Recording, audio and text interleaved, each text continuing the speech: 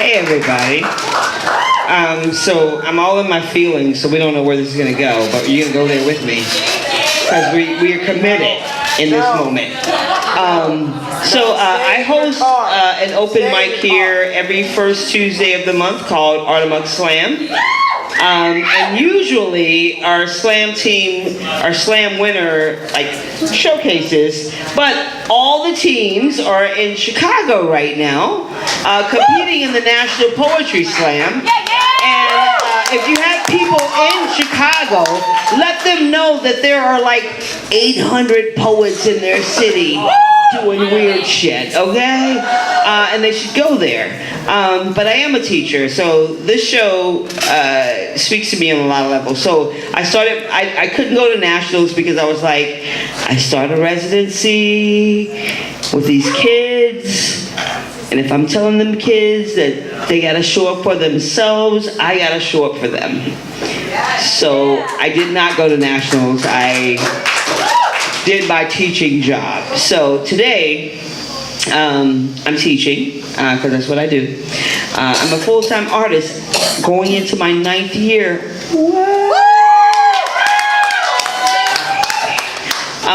And I'm in this classroom and I'm talking to these kids about concrete and abstract nouns. Yeah. You know what these things are, right? Yes. Concrete noun, you can touch it, right? Yep. Abstract noun, you just feel it, right? Yep. And so we're going through this, and they're getting it, and it's funny, and they make me laugh, and the kid was like, oh, you can't touch your eye. And I'm like, okay, well, actually? You can touch your eye? It's just not a good idea. And they're like, oh, yeah, but you can't touch fire. I'm like, well, actually? You can't touch fire? It's just not a good idea. And the young lady in the room is like, yeah, because fire will touch you. That was funny. We laughed. And then, I'm in the middle of this moment and I see this one kid and he's just struggling, and I'm trying to figure out why he's struggling, and he beckons me over, and only children can do this to me. If you're an adult, I'm be like, what the fuck? But the kid's and I'm like, okay, you need me. And I go over and he says, so my mom died and I can't touch her anymore? Does that make her abstract? And I had to have that moment where I was like, okay, immediately my eyes were just like, whoa! And I was like, get it together. Yeah. You're a G. This is your job.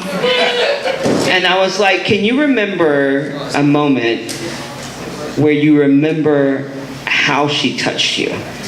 And he was like, yeah. I'm like, that is as concrete as it gets. Aww. Let's write about that.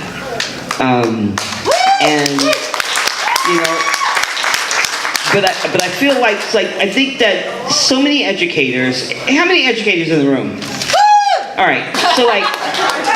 I feel one, but educators, because y'all got people in the world. And my approach to education has always been meet them where they are, instead of trying to drag them to where I want them to be. And so I meet them where they are all the time, and I am never not rewarded, and we do not ever not have a great time.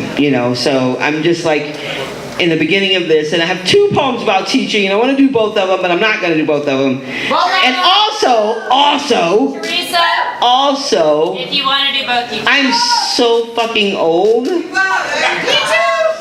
I got a kid that's tomorrow turning 30. Black don't crack. And then I got my son, who's going to be turning 18 in a couple of days. I'm just like, what was I doing all winter? Oh yeah, snuggling. That was what was happening. But yeah, so I'm just I'm in this place of I'm feeling so many things, and I know I'm inundating you with a lot of shit, but I feel like we're family up in here. And it is amazing. It is an amazing thing to know and to feel that you have put people in the world from your own body who are doing all the good, great work. Who are living up to the things that you have taught them, meeting them where they are. And I'm not trying to make them me. I'm the only me I want to know because I'm annoying. I don't know, I've been putting up with you for years. I know, I'm annoying the fuck out of everybody. But like, they are their own people. And I'm so proud of them. I am 50 fucking 3, y'all. Like, I'm like, and I'm doing all the things that I can. But I'm so, like, I know so many kids, like the kid who doesn't have his mom anymore. You know, my kids have me. And I just want to, like, be righteous with that shit, right? Yeah. I want them to, like, yeah, you got me and you got you and we doing shit together. And they are doing all the things. And there's a lot of information because, like, I'm feeling things. I'm a poet. That's what we do. So the funny thing that was asked me today, one of the kids was like, so, why y'all be wearing black all the time? Are y'all sad? I was like, sometimes. But like, I'm trying to wear other colors now. Because I'm not sad all the time, but I am sometimes. And he was like, I was like, and then, you know, black goes with everything. She was like, yeah, black girl joy. And then I felt set up. I was like, oh, you set me up for your punchline. Okay. But yeah, black girl joy. What?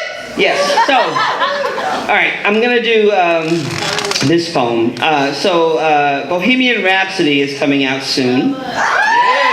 I am so excited about that movie, and I think I know this poem, so I'm gonna see. So there's a thing where guys, and it's like all guys, want to be calling black women queens, and I'm like, that's cool, but I'm so gay that the only queen I want to hear about is Freddie Mercury. And if that's not who we're talking about, I don't even know what you're talking about, right? So all you need to know about this poem is who Freddie Mercury is. Are we all clear? Because, you know, I got chalk in my bag. We can, like, break out a thing. Y'all good? We know? All right. This is called Simon Says. And so this is the first book I ever did with the city of Atlanta when I was an emerging artist. I've been teaching in the classrooms for almost 30 years. And this is my nephew Riley on the cover of this book. And I put him on the cover of this book because his first day of kindergarten, I said, did you learn anything? And he was like, no. And I was like, so what happened? He was like, they were like trying to bully me. And I was like, how? He was like, they were doing weird things. And I was like, so what did you do? He was like, I told them I can move trees with my mind. And I was like, dude, you have to be on the cover of my book because I don't know anybody who can like claim that shit so righteously. I can move trees with my mind. I want to make it a t-shirt. I don't even know what to do with myself right now. This book is not available, but I do have other books available. And also, you should totally come here every first Tuesday for Artemuck Slam. If you happen to be in Decatur on some random Sunday night, I am the host of Java Monkey Speaks at Java Monkey Slam, Java Monkey Coffee House, and you should come there because we have a great time. And I'm going to do this poem now. I'm going to stop like blubbering all over the place, and hopefully I won't cry, but I might.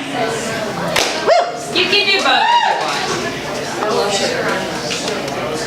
Don't you remember that time in your life when you were all arms and awkward intention?